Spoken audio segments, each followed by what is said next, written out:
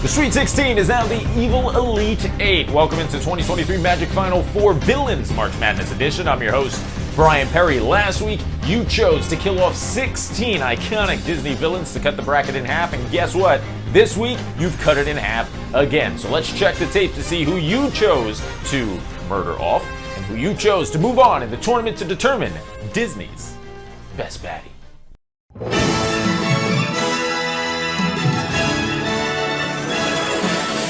Alright, let's kick things off in the mini region, the top left side of the bracket. So Maleficent, the 1 seed, take on Chernobog, 2 all-time classics, but Maleficent was the betting favorite out of Las Vegas. Everyone thought she was going to win, and they were right. Absolutely embarrassing Fantasia's antagonist. No surprise here, the 1 seed is moving on. Her opponent would be the winner of the Lady Tremaine Gaston game. 2 all-time villains. Crazy that one has to go home so early. I actually caught up with Gaston before the match to ask him what it would feel like if he were to lose this early in the tournament.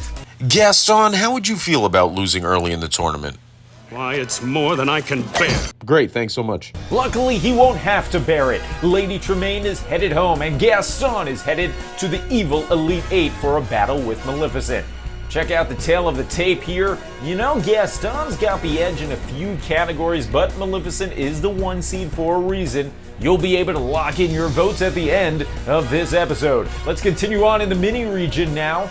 We move on to our third game. Hades took on Cruella, and with PETA on his side, eliminated the Fashionista. That's right, dog lovers and dogs everywhere came together to vote off Miss Deville. The 6 seed has eliminated the 3, but who will Hades play? That would be the winner of the Frollo Evil Queen matchup. Frollo rolled into the game with a tremendous amount of momentum after dominating Clayton. Evil Queen did hear about his lust problems he had with Esmeralda, that was her name, so she appeared as the Evil Queen, lured him into her palace, then turned into a hag, force-fed him an apple to poison him, and killed him off. Okay, none of that was true, but what is true is that you voted Evil Queen to move on. So Frollo has been eliminated. Evil Queen will match up with Hades in the Evil Elite 8. To the Mickey side of the bracket we go now. Scar crushes Oogie Boogie in our top matchup. Scar will move on to face the winner of Yzma and Dr. Facilier.